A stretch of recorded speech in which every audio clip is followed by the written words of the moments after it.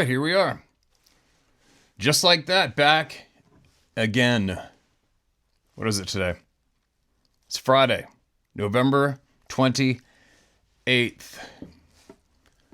Gonna be a very hard day today.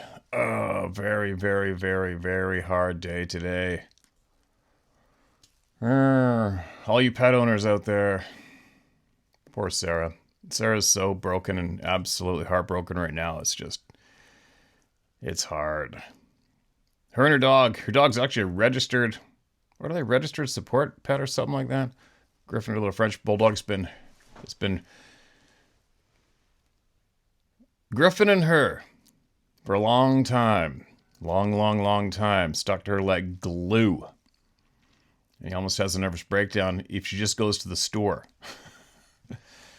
Anyway, he's been through a lot. He's outlived what he's supposed to have lived. He's had cancer. He's lost an eyeball. When Ruby was younger and they were figuring shit out, she picked him up and sunk her fangs into his neck and shoulder and picked him up and shook him like a dead pair of socks. Survived. But it's time. She had to make the choice, and all the signs have been coming, and she has to put him down today.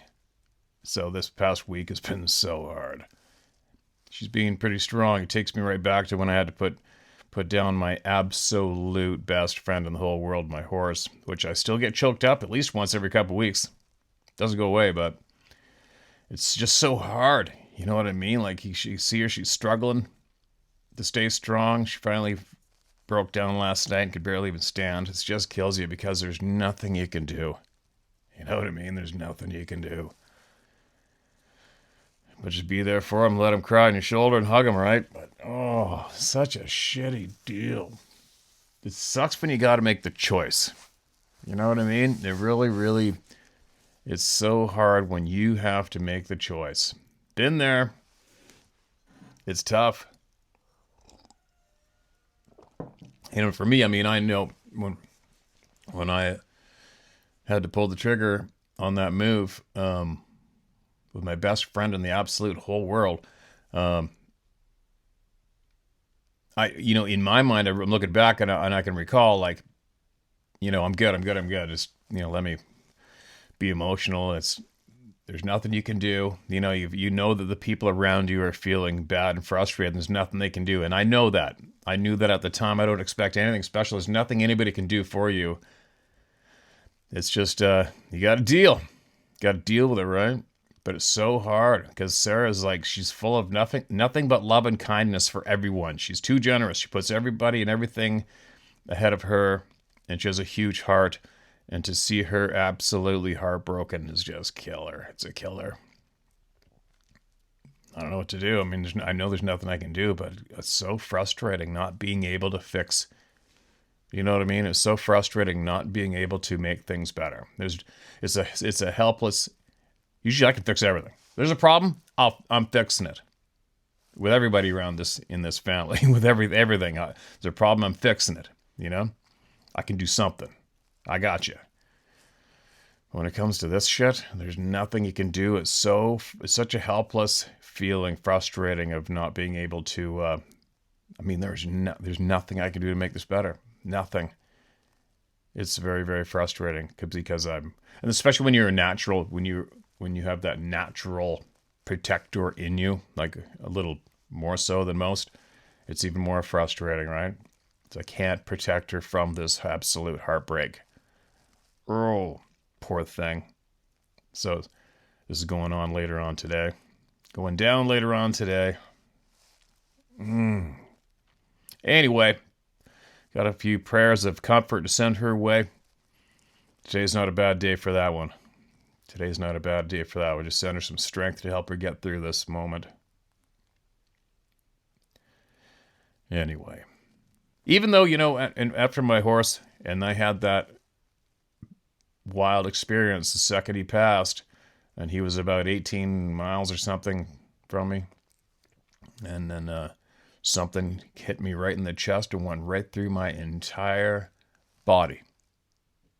So, for me, that moment confirmed we'll be seeing each other again. We'll be seeing each other again. but that doesn't help what's going down, you know? It's almost better if it's quick, you know, like a car accident or something, or all of a sudden they just woke up and they passed away in the night, you know? But having to plan it and make that decision yourself, oh, it's such a shitty deal, you know? Shitty deal. Anyway, I'm not trying to be a downer, sorry. It's just a little bit of a topic that's a little strong in my world right now. But let's move on to hearing some voices, shall we? We've got some stuff fresh out of the oven, as usual. I'm sure maybe I can come up with something that was read before to piss somebody off eventually here today. Maybe. I don't know. We'll see. But anyways, fresh out of the oven. Fresh out of the oven means you just emailed me, and I got it. This is titled, I Met You in Elk Camp This Year. Recent Experience and a Few Thoughts. Oh. This is about a 10-minute read. All good, man. No timing, I'm here. Greetings, Steve. I hope this email finds you well when you read it. That could be today or 2 years from now, LOL, but I'll be sure to catch the episode it finds you in. My name is Kyle Leightonen. You can use it. I'm the one who walked into your elk camp back in September to say hello to you and Sarah. Oh yeah, right on, Kyle. How's it going, my man? And you got an elk after that. I'd like to share with you a recent experience that happened the day after meeting you. Oh, wow. And I think it adds to the pattern of once they know you know. I held off until now on sharing this as I wanted to see if anything else would happen this hunting season. Well, you know, Kyle, just between me and you, right where you walked into camp, that timber behind us, that's where all those absolute crazy-ass sounds were coming from a couple years ago when I was there by myself. For starters, I've never seen one of these beings, but considered the fact that they are real a long time ago. I followed your hunting content from the beginning when I was learning how to hunt, and watched all your blacktail content and awesome hunt stories. I also purchased your app at the time, and it helped me learn to become a successful hunter. Thank you. That's good news, my man. I love hearing that. And you're very welcome. After watching your videos observing the sheer amount of time you spent in the woods, I always wondered what your thoughts were on the Sasquatch topic, so when you came out with your experiences, it solidified my curiosity on the existence of these beings. When you started sharing people's experiences, it was easy to accept the reality that these beings are out there. After years of listening to experiences, the patterns started appearing, and I started connecting those patterns to experiences I've had in the past. Creepy being watched feeling, while in places I've been numerous times, calm and relaxed. Being paced along the side of the road once. Oh, uh-oh. One pattern in particular I'd like to discuss, though, is the pattern of once they know you know. When I observed the pattern of experiences increasing, once someone physically acknowledged the existence of these beings, I began to be careful in how I behave outdoors. Up until I met you in your elk camp, that day I've tried to go about my outdoors activities as if these beings don't exist. I've never looked for them. I've never spoken to them verbally or mentally. I've never knocked on trees. I don't even listen to your videos outdoors at home as I live rurally.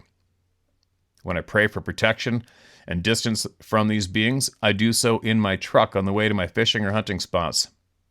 Other than the 2 times I observed tracks, I believe these beings would have no physical way of knowing I know of their existence.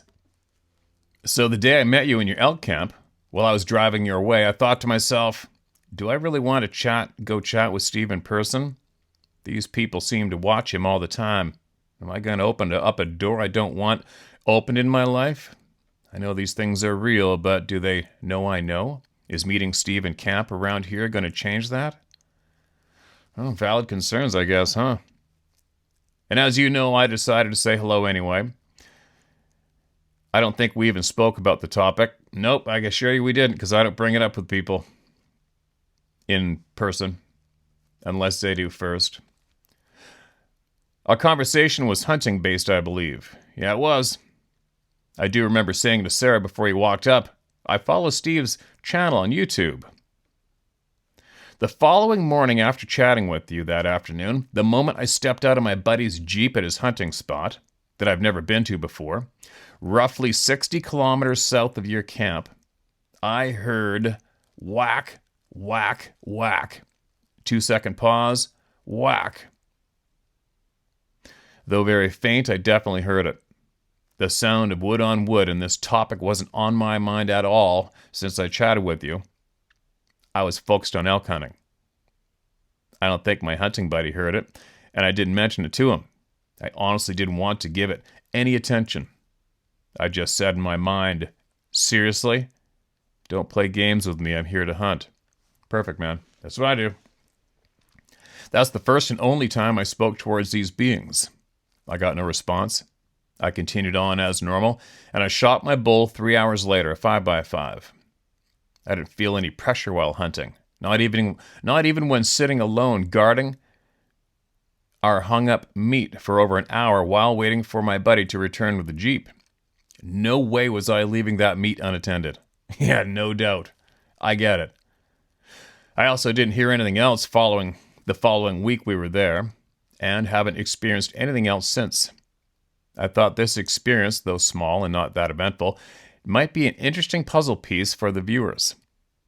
I think that after simply saying out loud that I follow your channel and chatting with you, cause these beings to know that I know, or could it just very well be a coincidence? Either way, I've decided to just continue on acting as if I don't know of them. If anything does happen in the future, I'll try to remain calm and speak my intentions and rebuke in the name of Jesus if necessary. Here's my opinion on what these beings are. Being a Christian, my beliefs lean me towards the Nephilim story. Nephilim, however you pronounce it, Nephilim, as it seems to fit. It does seem to fit, doesn't it? If these beings are the offspring of a fallen angel and man, then it would make sense that they could possibly travel between the spiritual realm and our physical realm, hence the reports of these things vanishing and tracks stopping. This ability to travel between realms would also explain the ability to survive Noah's flood. My thoughts on why some experiencers report them looking at us with hate, jealousy, or disgust. Sticking with the Nephilim theory, these being descendants of fallen angels, they may not have access to redemption/salvation and are possibly already damned to eternal separation from God. When these beings look at us, they may not just be looking at our fleshy bodies, but also our spiritual bodies/souls. They possibly loathe the fact that we can have connection with God and have the ability to be redeemed through the blood of Jesus Christ.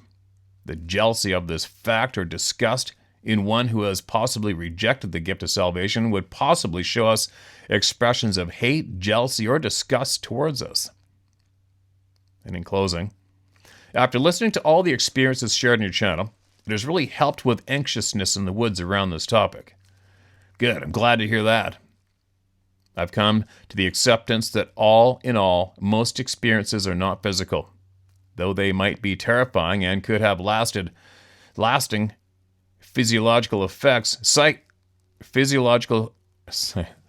you probably meant psychological effects. The reality is that most people were never touched. And those that were they harmed? Obviously, the people that have been killed won't get a chance to write in an experience. I don't think violence is that common towards us. Statistically, at this point, I think bumping into a Sasquatch is safer than bumping into a grizzly, LOL. Yeah, physically, maybe not mentally, but physically. I'll continue to say my morning prayers of protection before each hunt and tell myself, it probably won't happen today. Go hunt and enjoy yourself. I'll include a picture of this year's elk. Got it, man. That's awesome. And then there's a message for me at the end. Okay, give me a second. Man. Yeah, there's a lot of deer there. Some good elk hunting in there too. And as well, right where you mentioned where you hunted, there's a whole pile of this crazy-ass activity with these hairy beings around there big time, especially even currently, right now. Weird, right? But anyway, you mentioned finding tracks. If you get a chance, email me back and let me know roughly where. I mean, obviously, I'm not after hunting spots. You know what I mean? When I ask people, especially when hunters email me in and and say something happened when I was hunting, or I found tracks when I was hunting. I'm curious to know where, but I am very guarded on my hunting spots normally.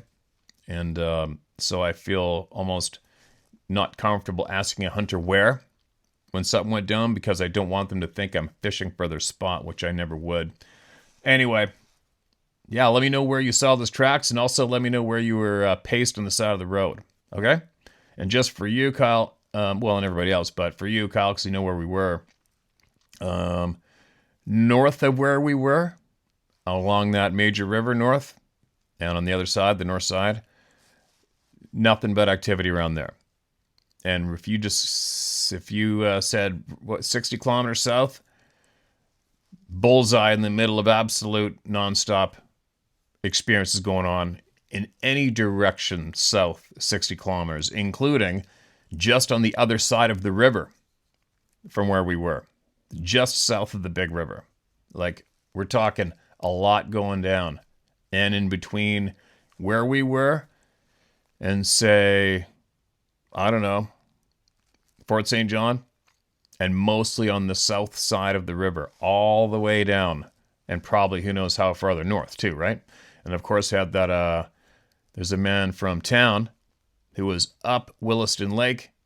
I think he was shotgunning, being gunman for for some native crews working, and they had full-size trees getting thrown at them up there. So anyway, yeah, I could go on and on about where. But anyways, appreciate that email, man, big time.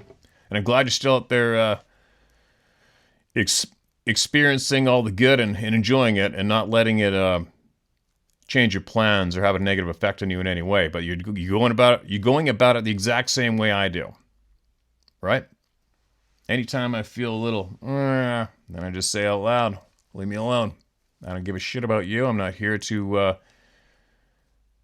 promote you, get you on video, or take a picture of you at all. I know you're here. You know I'm here. Let's just leave each other alone and enjoy this shit, all right? That's my stance now. But, a handful of years ago, I would belt out every frickin' cuss word you could think of with some violent threats, only because I was a little more nervous, obviously, right? People get scared. Look out. It's not good. Nothing more dangerous than an armed, scared human in the world, is there? Good work on the elk. Good work on the elk. Did you get any big bucks this year? I came close to some real big bucks. Just wiping the snot off my glasses here. All right, moving along. Yeah, email me back roughly where those incidents happened, all right? Just so I have my mental note in my head as I continue to just keep that. It's like a map of caution that I build in my own head just for me, of where things go down. A map of caution.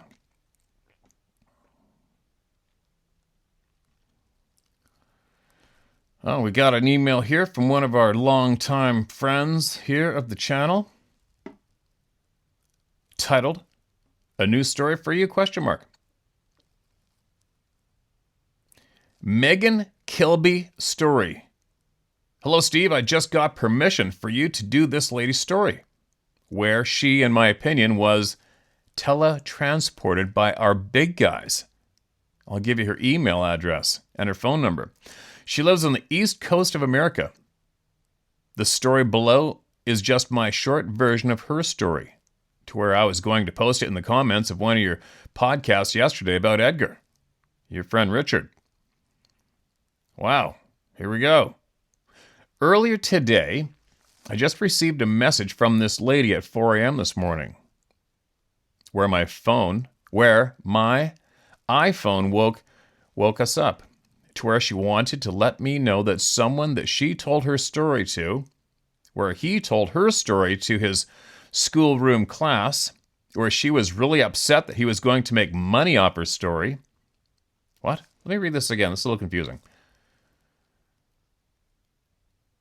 My iPhone woke us up to where she wanted to let me know that someone she told her story to, where he told her story to his schoolroom class, where she was really upset that he was going to make money off her story. I assured her that nobody would be making any money off her story because it's way off the wall than any story that most of us will ever hear about of our big guys, i.e. the forest people, sometimes called Sabe beings. Anyway, I'll attempt to tell her story without names or even a state that this took place in, but we'll tell you that it takes place on the east coast of America over 5 years ago now. Oh, hold on a minute. This lady is an older woman who had lost her mate when I first got to hear what she had going on with her forest people, where she had a habituation situation going on with the forest people that were living around her. This lady at times would babysit their young ones while they, her F/P, went hunting for food, but she also sat with them when they went to war with a neighbor who lives about 100 yards or so from her, but had a section of land that was heavily forested between the two homes. This neighbor of hers had a kind of a war going on with these forest people, FP, forest people, to where it became really dangerous because when the forest people visited with her neighbor, he would break out his hunting rifle and start shooting at these forest people because they were ripping his house up, as in tearing off roof sections and garage doors, also damaging his vehicles, where they would rip off things like fenders and mirrors off his vehicle. I personally have no idea how this war began, but this neighbor cut down a lot of trees and bushes, which really pissed off these forest people. And please be advised, I now believe those forest people had to have been cloaked, and that neighbor just shot willy-nilly at what he thought was the forest people. Now we'll get down to the important part of teletransportation of this lady. This lady at times would go out and into her forested area between the two homes and take photos of the damage that was caused by the forest people that previous night, and she would show me where I advised her that this was way too dangerous for her to be doing things like that, and I strongly advised her that she needed to contact the law enforcement people in that area regarding the neighbor's shooting of his rifle at night and even during those daylight hours. Well, she did contact those law enforcement people and got them involved with that situation, where they seemed to believe her story, at least to some extent, where I believe they told her to move from that area. Anyway, this continues. And again, she, my lady friend, went out to take some more photos of the damage done the previous night by the forest people, and while doing so, she then found herself 8 miles away in her hometown while she was still holding onto her camera. Whoa! She had to have been teletransported for that to have happened so quickly. She never told me how she felt or her condition after her arrival in her town. There must be some finer points to this story, but it's been over 5 years since I heard all this, and I'm old now. I did put her in touch with Scott Carpenter, where he, for one, did believe her story also, but I have no idea what Scott ever did about this lady's story. End of email. Holy cow, that's a brow raiser, Richard, isn't it? Wow. All right, so you guys know, Richard, who just emailed us again, was one of the first people I had on here for a conversation, and he was also a member, still is a member of the North American Bigfoot Search Group. Richard's been a pilot in the armed forces and a police officer, and a member of Search and Rescue for a long time. Just so you know. Richard, appreciate that. Yeah, I don't know. Do you think she wants to come on here and talk to me about this? Because I think that'd be very, very interesting. Don't you? I hope so. And and as you know, that's not the first person to share of being somewhere and all of a sudden being somewhere else and not knowing how they got there. That should be of interest to every human on the face of the planet by now. You know what I mean? Well, if you're interested or if it affects you in any way, but I mean, it's all knowledge, right? Knowledge is good. I want to know about it. I want to know about everything. No babbling. as I take another blast of caffeine juice. Appreciate you, man. Let me know if you want me to get a hold of her, all right?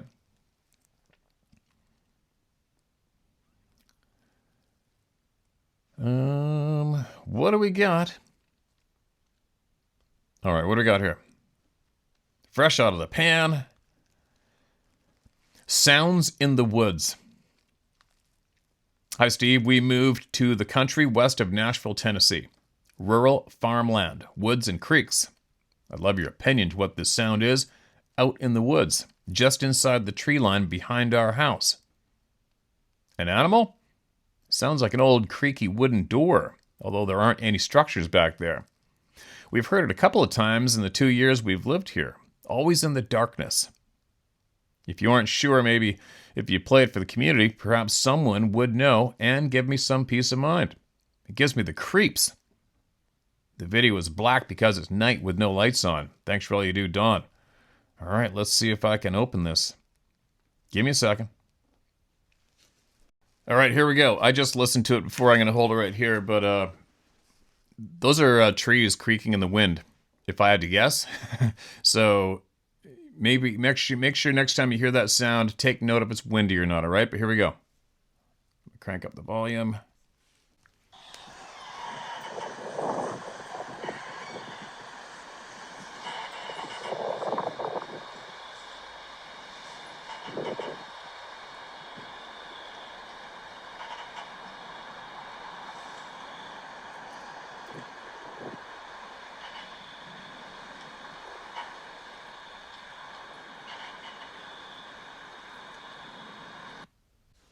That's creaking in the wind. If I had to, I'm not there. I can't say for sure. For all I know, you could be surrounded by fields and there's no timber there. But if I had to guess, somebody sent me that and said, "Hey, what is this?" Well, hearing the wind in the microphone and hearing that creak, I've heard the creak in the timber so many times in the past. I'm going to say creaks from trees or something in the wind. That's my guess. That's my guess. What else do we got? This is an older email, not marked as read, titled, "Do Not Be Scared." I just watched your video about the royal pitas. P-I-T-A apostrophe S, bracket, pain in the asses. One thing to remember that is a great equalizer is that these people are famous for having mated with family members, inbreds. Mothers and sons, fathers and daughters, brothers and sisters, fathers and sons, yep, some sick sons of bitches. But that's not why I'm writing. And you're right. Being afraid of another human is futile, a waste of precious time. Sure, they can kill us, but we're going to die eventually anyway. And I used to say, quote, "They can kill me, but they can't eat me." As it turns out, that's only true in what people call polite society. I think these people with power believe that they are immune from the laws of the common man. I wouldn't hesitate to have me butchered and served up with some potatoes and carrots, maybe an onion. To change the subject again, I admire your hunting ability and the fact that it's brought you hypervigilance. I see you checking your flank and six. I often wonder what it is you're hearing or your peripheral sight is catching that makes you look closely at your surroundings. In previous emails, I've described how my house is built into a hillside, and the low-pitched roof on the west side of the garage comes down to about 3 feet above the ground. Low-pitched means there are about 4 inches of rise to every 12 inches of run. This is out in the country, and the only close neighbor is my brother's ex-wife, who was in her mid-50s when this happened. Yeah, she got the house in their divorce. There are 2 rooms in the back of the garage that are covered by this roof. One was going to be a bedroom, but as we kids grew up and moved on, it became a storage room for tools. The other room is a half bathroom, meaning it's a toilet and a sink. These rooms were never finished until I moved back home during the breakup of my marriage. I insulated the concrete block walls, installed drywall, and then what's called NUDO board over that. It's the vinyl sheeting you see in commercial bathroom installations. I was sitting in this bathroom one night having a smoke when the relative silence was broken by a thump coming from above. Then 2 more thump, thump, and a muffled ka-wump as whatever it was hit the ground just outside the window. Something had been on the roof and had just jumped off. And I admit it, it rattled me. I put out the cigarette, went upstairs to check on my folks. Dad was sleeping soundly in his recliner in the living room. Mom was playing solitaire at the kitchen table. I asked her if she had heard anything, and she said she had not. I checked the window above the sink, which was on the same wall the roof over the garage is attached to. She had her back to the window, 10 feet across the room. Whatever was on the roof had been watching her playing cards. I thank God she'd not heard it. I could have grabbed a 12 gauge and a flashlight and gone outside to see what it was, but I didn't.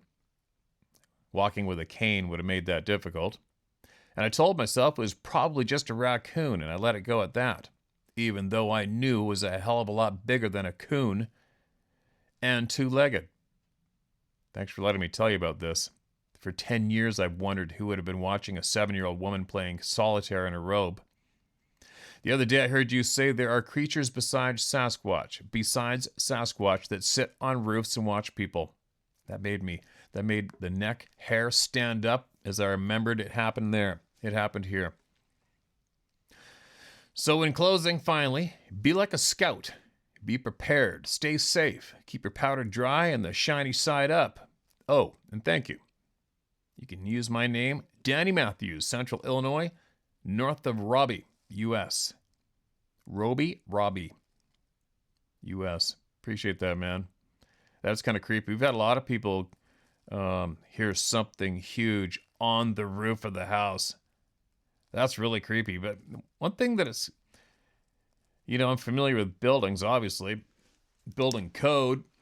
Most of the houses and the construction sites I worked on were in the ski area of Whistler, British Columbia, where everything's overbuilt for heavy snow load. But you got to wonder about regular framed homes, and something that big standing in one small section, how they're not punching through. Ugh. You imagine sitting there watching TV and all of a sudden this stinky, great big, huge 18-inch long hairy foot and leg comes blasting through the ceiling by accident. That'd be interesting. At this stage of the game, I wouldn't be surprised if it's happened and somebody's just not sharing it. Appreciate that email, man. Appreciate it. There's a whole bunch not marked as read down here in this column.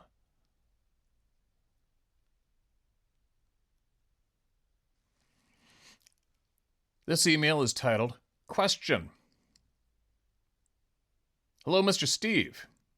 I know you're a very busy man, and I have a ton of email to check out. I hope you get the chance for mine one day about the Sasquatch. I've been knowing and believing for a long time now since something happened to me on a 2-year period when I was a kid. Today is not about sharing my story that happened almost 30 years ago now. But I have a question. Since you hear all kinds of story and have yourself experienced many encounter, you remind me of a French person. Some of my people I know they're French, write with an accent, and this sounding French accent wrote. Believe it or not. In fact, I'm wondering about the smell. We know that some animals, like the skunk, when they feel scared, it's a defensive system they have. I've been reading and listening all kinds of stories, not many as you, for sure, but some people talk about rotten dog wet smell, and other people say they never smell a thing. I guess I have to tell you a little bit about my experience. When I was a kid, those days where it was only cracking around getting the feeling of being watched, observed, I should say, I never experienced that smell. And let me tell you, that happened more than once at that time. But the only time that we decide to go further up and explore, we end up getting chased off and throwing stuff at us. I got to try to mute it smoothly, all right? By I guess was a Papa Sasquatch, and the odor was so bad and disgusting. I still remember that smell, and I'll never forget it. Even now, after almost 30 years. So my question is The smell that people have been talking about so many times and that I have myself also experienced in my encounter, does it happen in more aggressive and stressful encounters? And could it be a defense system like the skunk in the moment of stress, a warning sign? Have you yourself experienced a smell? I'm not a researcher. I will not go back out there to find more evidence because I know. But at the same time, also, I am curious to learn more about those beings. For having different types of encounter with them on a 2-year period, and one of them so freaking scary, even today, I won't go out back in the woods. Anyway, hopefully you get this question. It's been on my mind for a long time now. Thank you for trying to get the truth out, protecting those mysterious beings. Sorry from English, it's not perfect. I am from French Quebecois. Mary, nailed it. I knew it. The only time I've ever seen anyone write with an accent has been French. And appreciate that. And we'd like to hear all of your stories one day if you want to share them, Mary. Yeah, I've shared it to everyone that I have smelt what possibly could have been one of those beings, and it was on southern Vancouver Brown, kind of southern end, Humpback Road. I was about 21 years old, bow hunting, and I was going into the woods on the south side of that road, and I smelt that smell, me and a buddy. I'm like, holy cow, there's got to be something dead. It probably got hit on the road. We'll look for it when we come back out, because we go all the way down through these power lines and up in the timber and around the bush and blah, blah, blah, and they came back.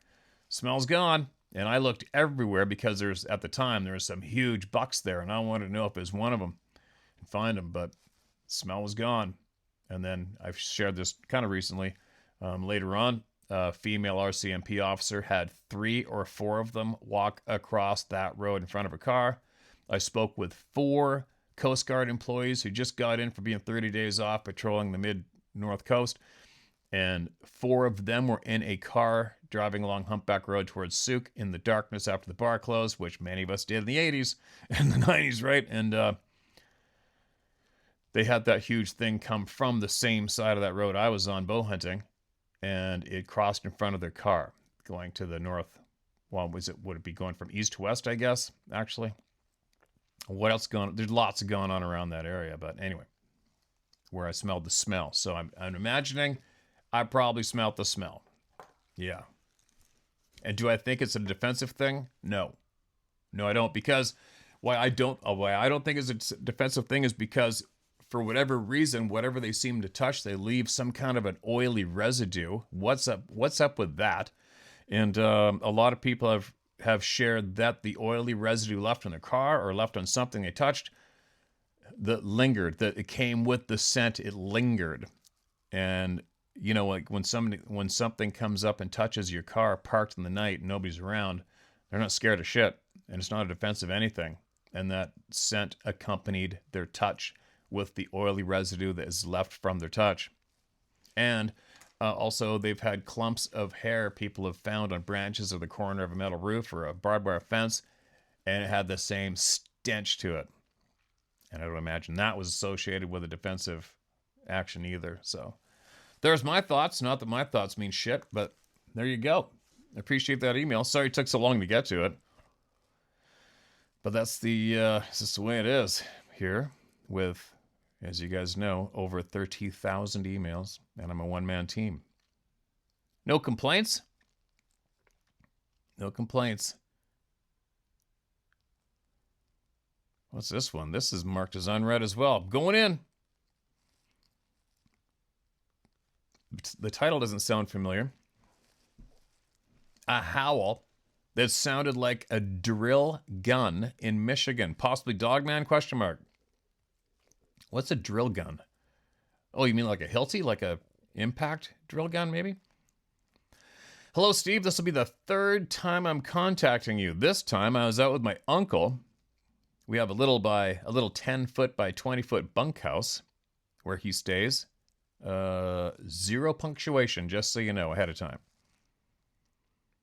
I was hanging out down there with him when I went to head up to my house just up the hill when I heard a huge snap from the woods behind the house a ways.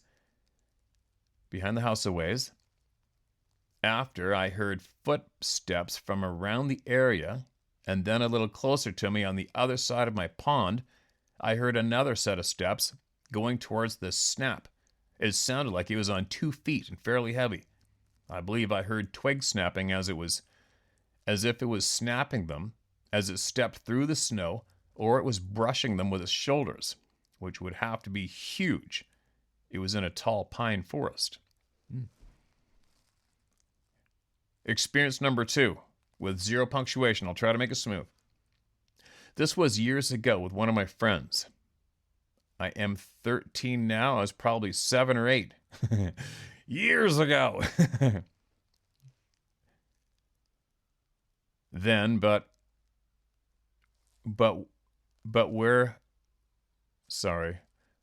we were making forts in the where we were making forts in the woods behind the house, making forts, not farts, forts, in the woods behind the house, right where I'd heard the snap. I heard the snap last night, just for context, but where we were making, hold on a sec. All right, so sirens going by. I was worried it was on our street, but it's not. But where we're making forts in the woods behind the house, right where I heard the snap. I heard the snap last night, just for context, but where we're making first out of sticks, when we heard the sound, a whoop or howl or something, it scared us so bad, we dropped a crowbar we'd been using and ran into the house. When we got inside, we researched wolf howls and coyote howls, but nothing matched. I haven't heard anything like it to this day, and only a little while ago could I put 2 and 2 together. And one of the many weird things is I haven't found any tracks or anything. But my friend and I were too scared after the howl to go look. My name is Isaiah Cosgrove. You can use my name. I live near Traverse City, Michigan. Thank you for all you've been doing. It helps a lot of people. Steve, sir, if you can't tell from earlier, my emails aren't sending right. This continues on. I have another message for you about children's sixth sense. Now I'm in 7th grade, and it may well be rubbed out of me, but I've been feeling things like a sixth sense, but I also like the feeling these things do. They, if it is them, have done it to me before, but only after I started watching shows about them, which are the fake trash ones, but still made me believe. But after I saw them, I started getting feelings telling me not to go places. I dearly wish I had a dog. I believe it would help me a lot. But building on the feeling they do it, I don't know what they are guarding unless they just don't want me to see them, because sometimes I can go places, sometimes I can't. I hunt a spot between a cornfield and a thicket where deer like to bed down, and sometimes they tell me I shouldn't be here. But I can't just walk out of my blind and leave sometimes.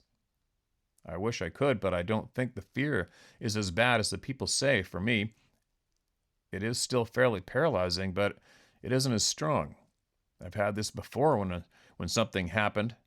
A deer walked out, but this was in my backyard, and this was when I was young, before I knew of these beings.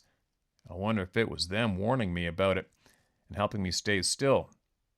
I'm sorry for such a long email. You don't have to read it at all. I don't care if you use my name. If you do read this in a video, I haven't heard anything like this, and I think it could help clarify for some people, but a lot of this doesn't add up.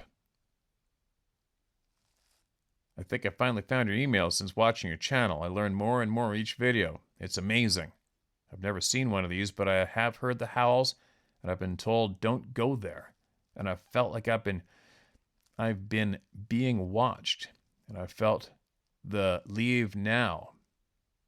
I hate when I get this, especially my blind, because I can't leave without being asked by my parents, and I don't want to explain, but next year I'll go hunting. I'm not going to go alone.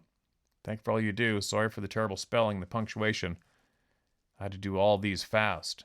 Okay, man, appreciate it. Hope you're still with us, Isaiah. And no matter what anybody says in this entire lifetime, you go with your gut no matter what. All right? Make sure you follow your gut, your instincts, those internal feelings you're getting. You make sure you follow that lead in life no matter what. Okay? Not just in the outdoors, but in the street, at school, at work, at home, anywhere, doing anything. You make sure you follow that sixth sense message you're receiving, okay?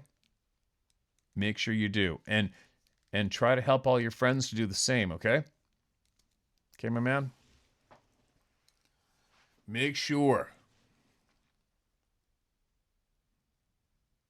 Make sure. And there you go.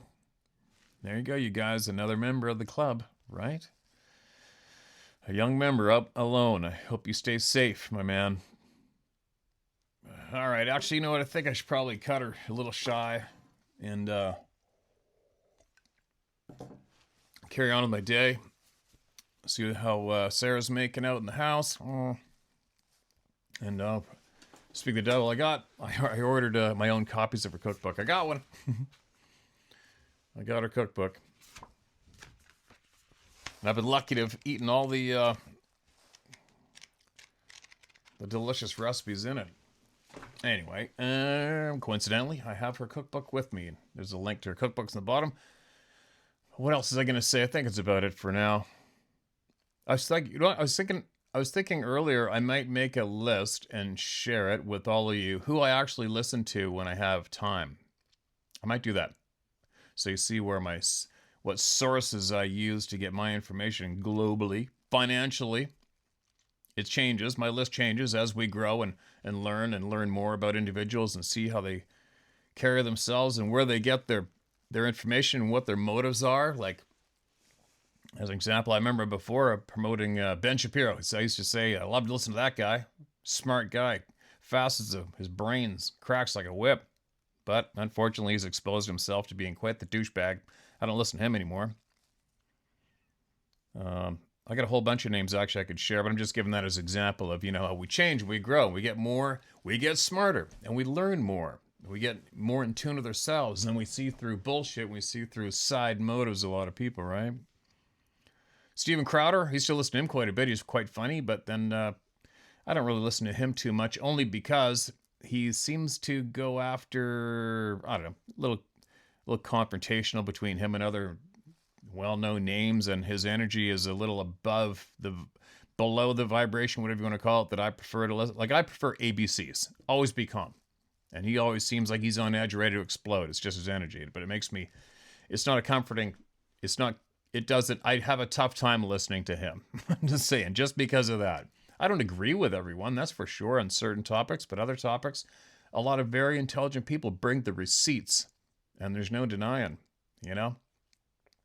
Hold on, give me a second. I'll see if I'll put together a quick list right now of who I feel are worthy of my time when I want to learn what's really going on. All right, I put together a quick little list of some names that I listen to when I have time, all right, that seem to dominate extra time I may have, like when I'm working outside, shoveling the horse shit, I put on the headphones and I'll pick one, and whatever the title might have interests me at the time, and I'll listen to it. Or when I'm driving, obviously, I put the headphones on and let her rip. So here's a list of who I do have time for. Glenn Deason, a Norwegian guy. Very, very, very well informed what goes on globally. Anyways, Glenn Deason. Alex Christoforou. Alex McCorus. I listen to both of them on their channel called The Duran sometimes. Not all the time, you guys. Candace Owens, yep, I have time for Candace Owens. Many of you might be being led to not like her. I'm not. I don't jump on anybody's bandwagons, just so you know. I listen to everyone. I don't agree with everyone completely across the board, but I do on some. I do on not on other topics, but I listen to them because I feel they're solid. Candace brings receipts with a lot of the controversial stuff. Another thing with Candace Owens is, for me, not just her, other people, when I notice the push back on a certain person trying to be silenced, that person that is the effort is being put forward to silence them, I listen to them a lot more than I would if they weren't being attacked. So there's a lot of big names that want her to shut up. So that's another reason why she's got my attention. Just so you know. Don't blow a gasket if you don't like her, all right? I'm just sharing people's names who I do listen to now and then. And I don't agree with them 100% on topics. Sean Ryan Show, I listen to Sean when he has a topic on there that draws me in. Stanislav Kripivnik. He's an American-Russian, ex-American military man. He's moved back to Russia, and he's got a lot of facts to share with receipts. I listen to him now and then. Glenn Deason, I already named him. I already mentioned Glenn. Robert Barnes, American lawyer. I listen to him now and then. Alex Krainer, Krainer. I listen to him now and then. Tucker Carlson, I listen to him now and then.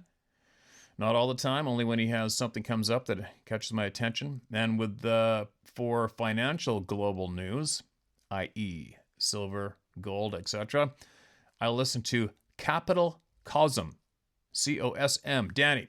He has a lot of people on his show that I feel are legit when it comes to what's going on in the world and what goes on financially in the world and how it can affect me or you.